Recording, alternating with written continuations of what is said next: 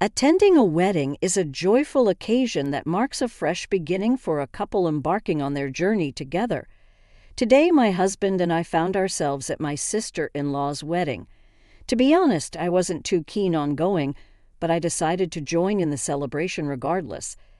As the reception unfolded and course after course was served, I found myself unexpectedly handed a child's meal.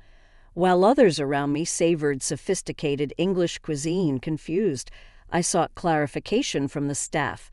When my mother-in-law came over with a mischievous grin on her face, she asked, "Are you enjoying the wedding?" Her gaze lingered on me. Before I could reply, my husband chimed in. "Let me introduce myself. I'm Heather, freshly 28 and the proud owner of a unique clothing brand. My husband James is 3 years my senior. We tied the knot 4 years ago, having met at a department store. My brand's collections are featured in various boutiques and malls where James once worked as a security guard. Despite the majority of guards being older, James, then 31, caught my eye with his youthful vigor and lean muscular build. After we married, I discovered his past as a firefighter, a career cut short by an injury. Our paths crossed often as I visited the store to pitch my products, and eventually he invited me out for dinner. At the time, I was single, and what started as a dinner date blossomed into a relationship, leading us to marriage 1 year later. Life with James is filled with happiness, and arguments are rare.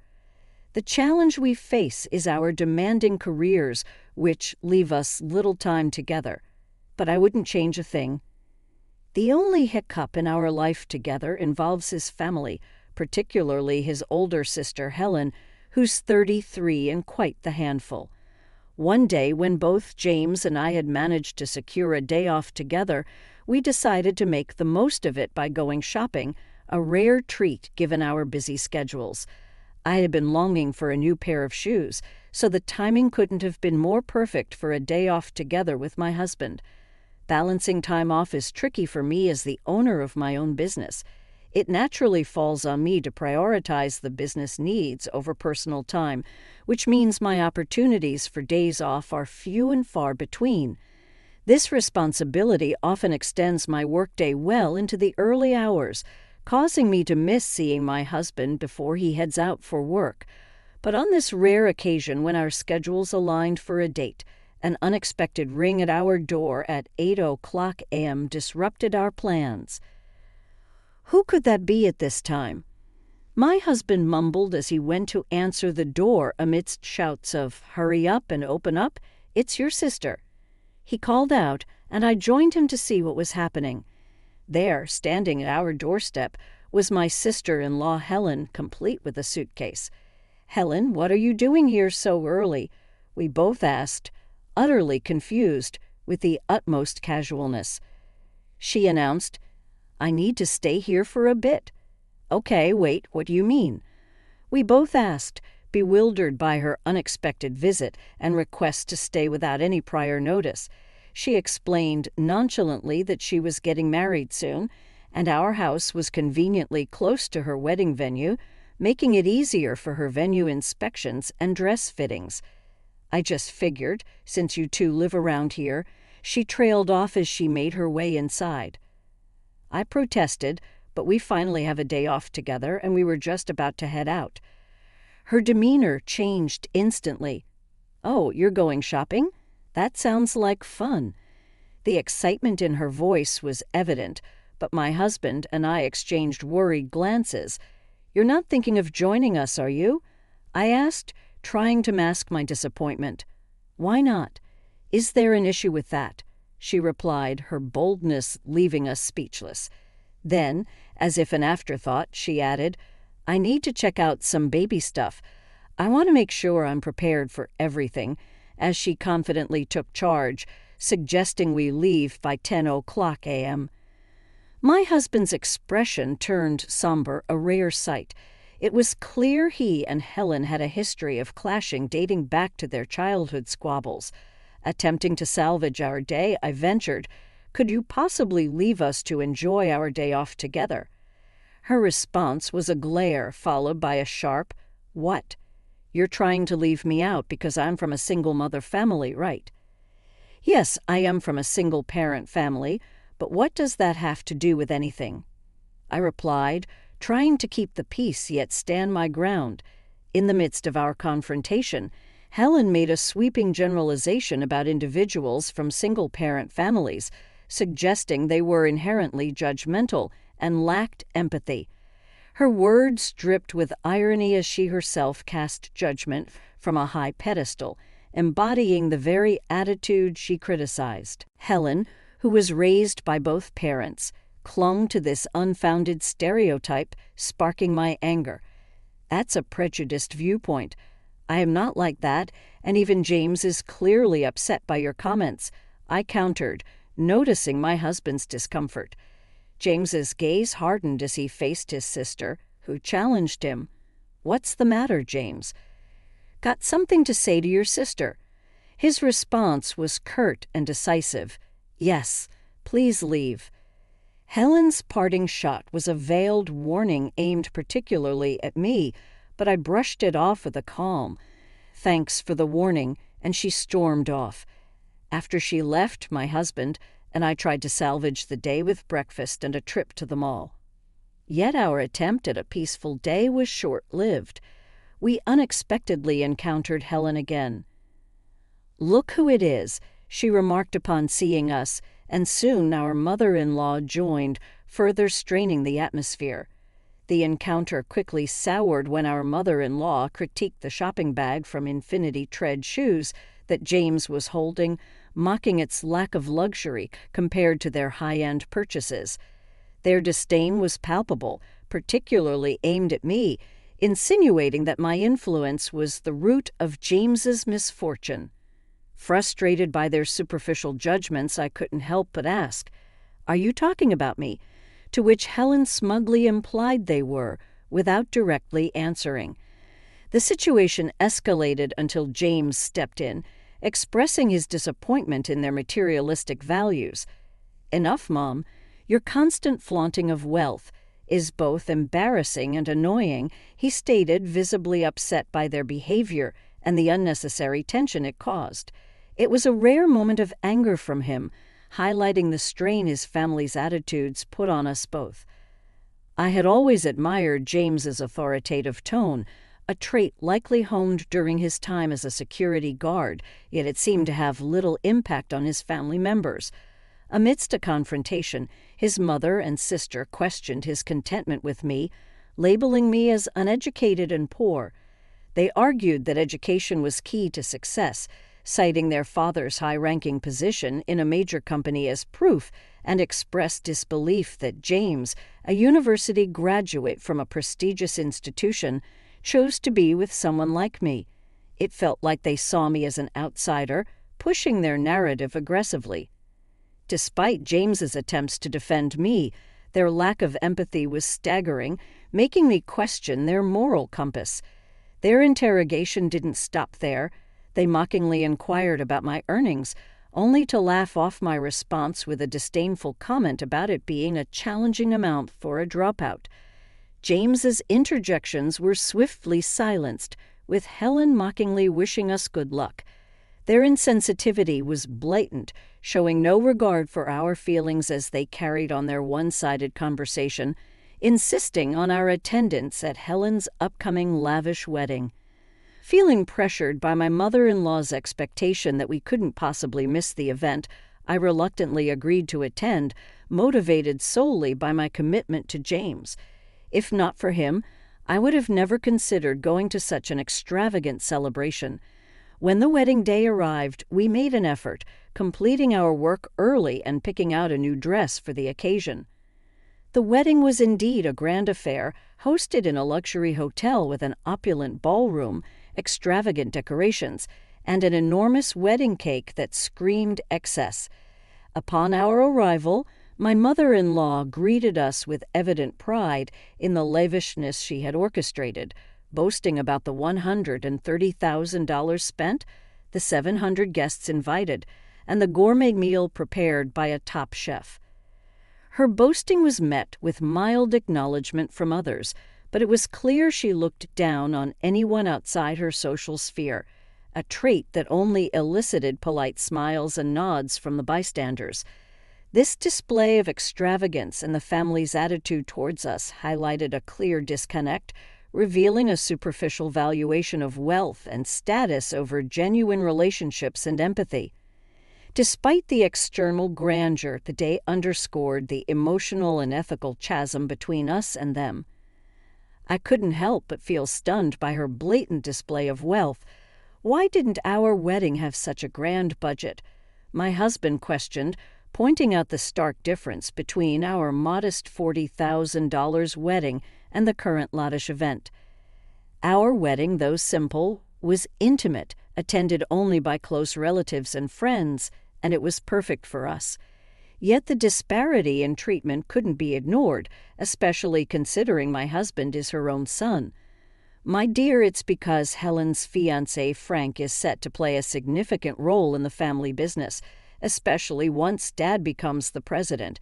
It's only fitting we celebrate their union in grand style," my mother-in-law explained with a sense of pride, as if the extravagance was justified. During this exchange, my father-in-law approached, signaling it was time for Helen and Frank's grand entrance, suddenly ushering us to focus on the event.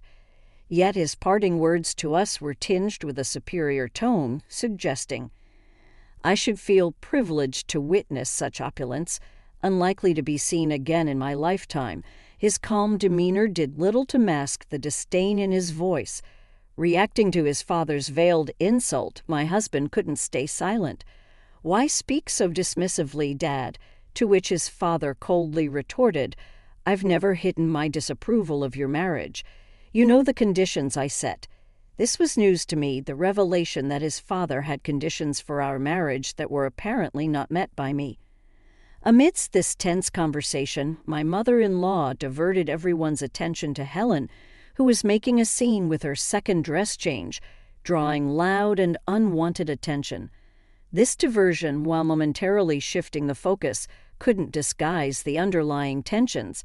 As we were left to digest the situation, my husband softly affirmed my worth. "Heather is far more remarkable than you realize, Dad," even as his father walked away. This whole experience laid bare the superficial values of his family, contrasting sharply with the genuine love and respect we shared. Despite the opulence surrounding us, it was clear that our simple but sincere beginnings were our real treasure, untouched by the disdainful judgments of those who valued material wealth over personal integrity. Knowing my husband stood by me was a profound source of comfort. His unwavering support buoyed my spirits, especially in moments like these, underscoring the depth of our bond. As the bride and groom made their grand entrance, the hall burst into applause, setting the stage for the evening's lavish dinner. My sister-in-law took the moment to highlight the evening's culinary delights, promising a special course crafted by a renowned chef. Yet a nearby altercation between my mother-in-law and one of the servers hinted at a brewing scheme meant to target me. The distribution of meals to the many guests naturally took some time, and when my dish finally arrived, it was with disbelief that I found a child's meal set before me. My query to the server met with evident discomfort, confirming my suspicion of an intentional prank. The server, previously seen conversing with my mother-in-law, admitted to the deliberate act under her instruction. My astonishment drew my husband's attention, equally puzzled by the unusual choice of meal designated for me. The situation, more humiliating than surprising, attracted the unwanted gaze of nearby guests, amplifying the discomfort. My mother-in-law's subsequent taunt, linking the demeaning act to my background in education, escalated the tension. Her words tested the limits of my patience. Despite my reservations about causing a scene at my sister-in-law's wedding, the realization that the instigator of this mockery was my mother-in-law herself diminished any obligation I felt to restrain my reaction. However, before I could respond, My husband intervened, his calm demeanor belying the anger in his voice. His rebuke of his mother's petty and immature actions reflected his disapproval of the disrespect shown not just to me, but to the decorum of the event itself.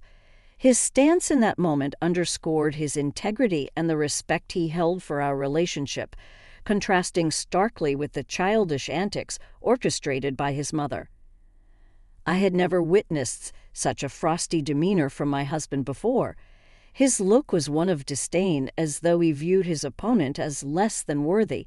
His mother pretended not to understand the issue, but he pressed on, questioning the absurdity of serving an adult a child's meal, making it clear that such a choice was not one I would make. In response, my mother-in-law's face flushed with anger as she lashed out, criticizing my husband for marrying beneath their social standing and accusing him of abandoning their elite ways. Her words were steeped in the prejudice that affluence equates to superiority, a belief she seemed to champion zealously. I couldn't remain silent. Addressing her directly, I acknowledged my dropout status, attributing it to the loss of my parents before I could finish my education. Yet, I now held a position of significant responsibility as the president of a company. Her scoff at this revelation, dismissing the significance of my role, prompted me to reveal more, though reluctantly. Noting the pettiness of such discussions, I informed her that my business was a key supplier to Solar Burst Innovations, the company her son was poised to lead, courtesy of its current president, Robert. Our company specialized in creating comfortable, wear-resistant clothing, initially focusing on T-shirts before expanding our innovative fabric technology across all garment types. It was our socks, however, provided monthly to Robert's company that stood as a testament to our successful partnership. Everything Robert wore was supplied by us, a professional relationship I had fostered directly.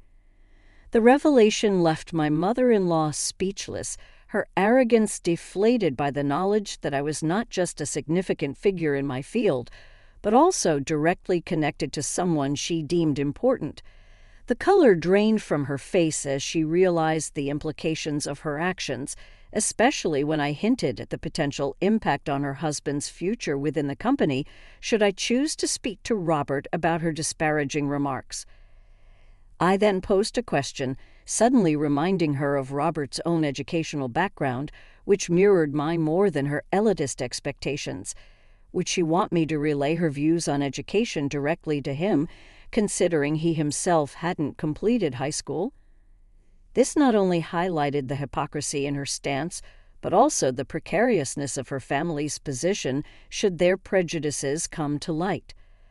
When I calmly stated the potential repercussions of their actions, my mother-in-law's confidence shattered, imploring me not to follow through with my warning. It was a classic display of how quickly those who wield their power unjustly crumble when faced with a genuine threat to their status. My father-in-law, drawn by the escalating situation, received the same firm message from me. The possibility of advising Robert against his presidency struck a chord of panic, questioning their integrity and pride. As I stood resolute against their coercion, the commotion caught the attention of everyone around, halting the progression of our table. Amidst the unfolding drama, Helen, oblivious to the gravity of the situation, ventured to inquire about the commotion, seizing the moment. I informed her of my annual income and the stability of my business, addressing her previous dismissive interruption with a fact she couldn't ignore. Her reaction was palpable, a mixture of shock and disbelief rendering her momentarily speechless. The tables had turned. The in-laws, once towering figures of disdain, appeared deflated, their arrogance sucked away by the revelation of their misjudgments and the imminent consequences of their actions. My mother-in-law, in a dramatic shift of demeanor, resorted to kneeling and begging for forgiveness, a spectacle that begged the question of her pride. Yet the sincerity of their remorse was questionable. My refusal to immediately forgive was met with pleas of financial desperation, highlighting their precarious situation exacerbated by extravagant spending on the wedding. My father-in-law's admission of his financial imprudence, especially for the sake of the wedding, and the looming concerns over honeymoon funds and future stability, painted a picture of misplaced priorities and dependency on unearned wealth. Helen's reaction to her newfound predicament was telling. Her concerns were self-centered, mourning the loss of her privileged position rather than acknowledging the broader implications of her family's actions. Her indignation at the suggestion of her dependence on parental support for the honeymoon underscored the entitlement that had led to this moment of reckoning. The entire ordeal laid bare the in-laws' superficial values, contrasting starkly with the genuine merit and self-made success I represented. Their pleas for forgiveness, while dramatic, were a testament to the deep-seated issues of entitlement and the consequences of their unchecked prejudices. I pointed out that genuinely affluent individuals and famous people don't feel the need to boast about their wealth or status, implying that their excessive bragging only highlighted their lack of authenticity. You're all masquerading as something you're not. It's time to face reality, I told them. My words seemed to pierce deeply, leaving them visibly shaken, while my husband quietly expressed his admiration for my stance. Following this revelation, the wedding lost all semblance of joy, leaving us with unexpected free time as we departed the dismal scene of my sister-in-law's supposed celebration. Later, I had a candid conversation with Robert about the situation. He agreed that making Charles president under these circumstances would be inappropriate, considering the disrespect shown towards me. Robert humorously suggested a fantastic solution, a transfer for my father-in-law to a foreign branch. When my father-in-law heard of the proposed transfer to the United Kingdom, he was desperate for us to intervene, fearing the implications of such a move. However, Robert's decision stood firm, leading to my father-in-law's resignation from the company. Amidst this chaos, the fallout from these events was significant. The wedding fiasco and the loss of the expected position in the company caused my sister-in-law's fiancé, who had relocated from Switzerland to Canada for the wedding, to find himself entangled in unexpected drama.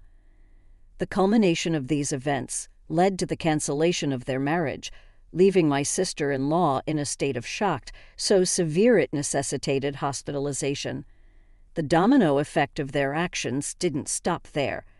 The combined stress of my father-in-law's career upheaval and my sister-in-law's emotional distress caused my mother-in-law to lose all her hair, aging her considerably.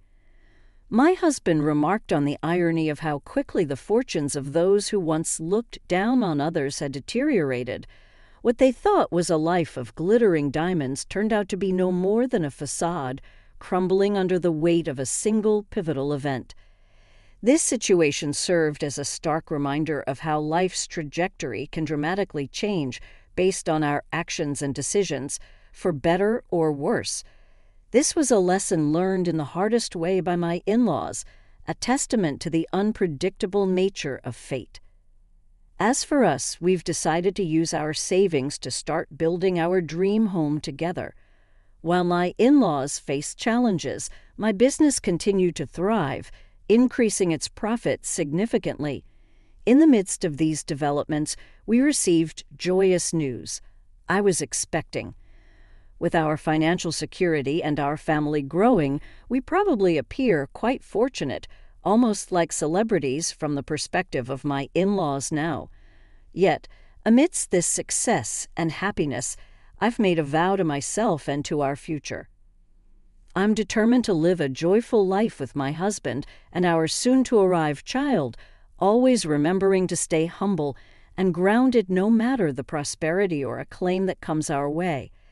This commitment to humility and happiness regardless of our circumstances is a promise I intend to keep as we embark on this exciting new chapter